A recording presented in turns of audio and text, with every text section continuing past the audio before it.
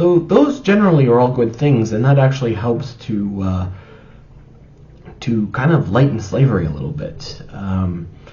So what happened in the New Testament? Well, there isn't much talk about slavery in the New Testament. Basically, what it says is that everyone is equal in the eyes of the Lord.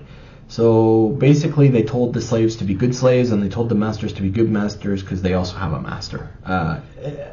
In other words, God. God is everyone's master. Is this idea ideal? Should the Bible have said slavery is completely bad and all slaves should be free? In an ideal world, yes.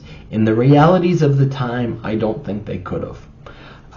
So in ancient Rome, there had been slave revolts called the Servile Wars.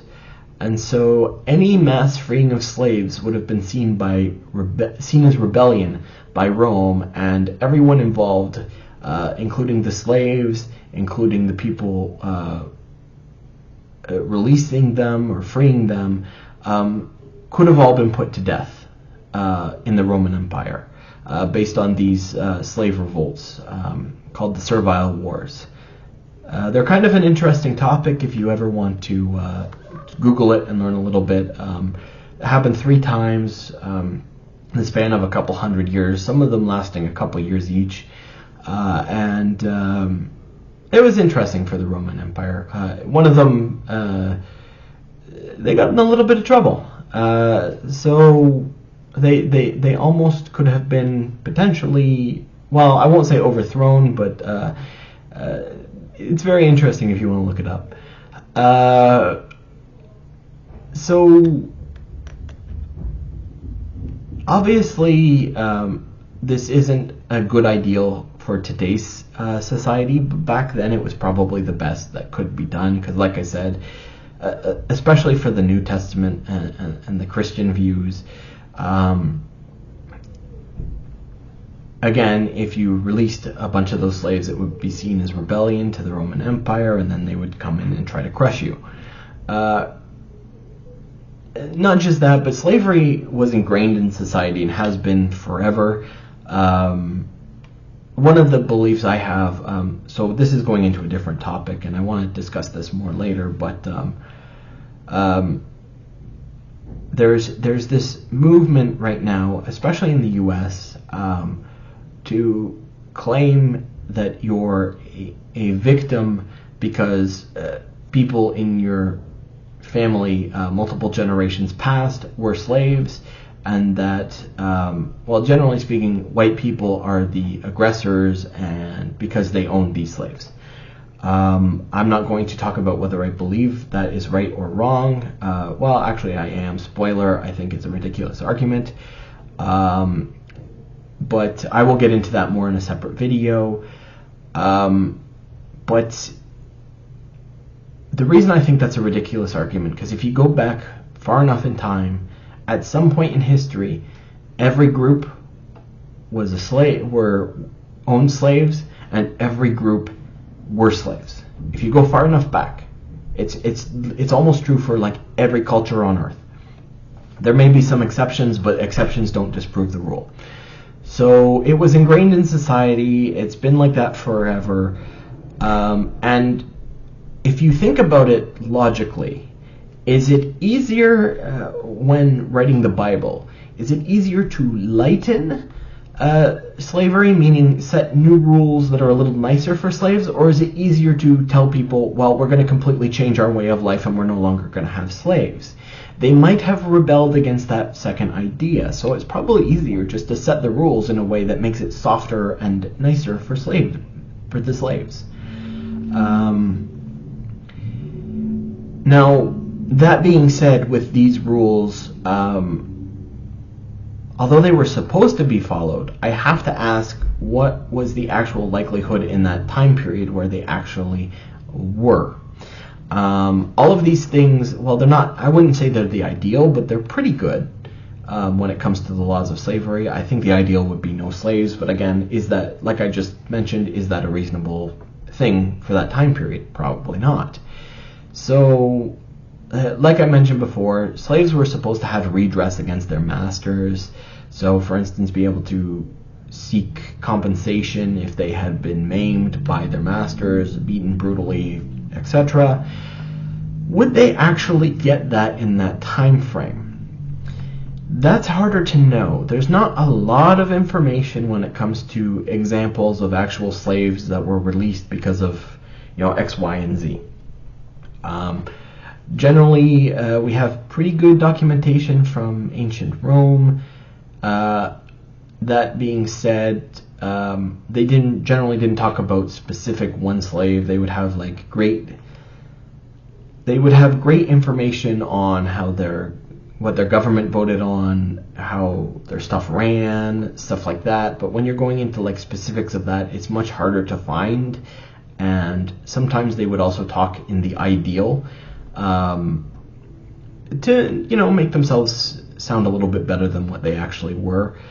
We do that today as well. That's part of human nature, I believe. So that is what it is. I don't know. We ignore the inconvenient details in the Bible all the time that we're supposed to follow. I know we're a different society than they were, but it's hard to know if they actually would have gotten that ideal or if it was just what it was. And slavery is slavery. And I mean, if you kept a slave at your wherever it was, and didn't let them leave, how could they ever get redress for their maimings, for example?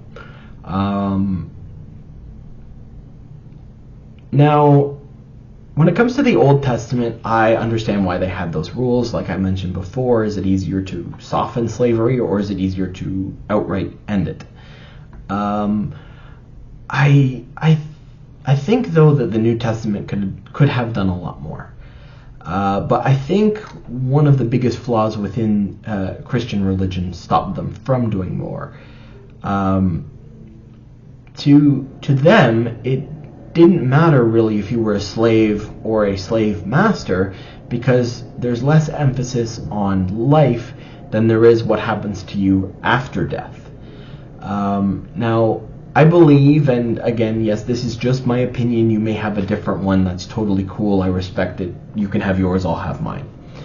A lot of religious people don't actively try to live their best life or be the best them they can be every day, because I don't want to say it's an excuse. I don't even think it's a conscious idea. It's probably more unconscious than it is conscious, but they're like, well, whatever happens, I'm getting into heaven. They think that there's no matter what going to be something better in the next life, so why does this life matter so much? Whereas someone like myself, I don't believe in a next life. I don't believe in an afterlife at all. I think once you're done here, it's curtains, fade to black, and so I have to try and live my best life because this is all I have. Again, that's just my opinion. You can have yours, and who knows who's right. I mean, I'm not about to talk here and say, oh, well, I obviously am right about this, because I don't know. I don't know if there's an afterlife. Do you? No, we only think we know. We pretend we know. But basically, there's a lot of sacrifice for the here and now, for the possible potential of a better existence later. That, again, may or may not exist. So you're taking, basically you're saying, well, this will be better, and you're taking that side. I'm saying, well, there is nothing after, so I'm going to do this way. So it is what it is, and we can argue those beliefs till we're blue in the face, and I actually do enjoy arguing those beliefs.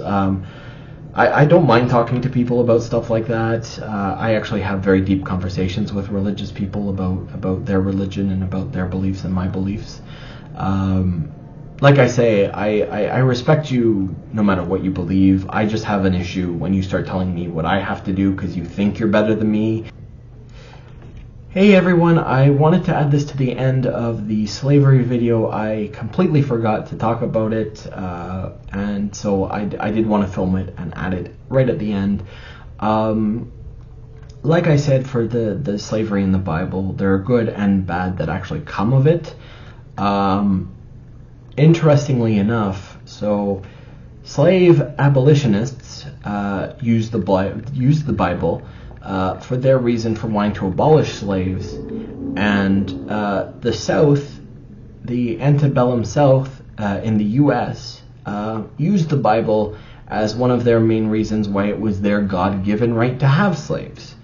So like most things, even something like electricity, really electricity is not good or bad, it's how you use it. I think it's the same with the Bible. You can get away with horrific things if you use the Bible as an excuse. You can do the best of things if you read the Bible. So I don't think the Bible is necessarily good or bad. I think it's how you apply it. So yeah, that's just what I wanted to add at the end. And I hope you have a good day. Until my next video, I'll see you then. Bye-bye.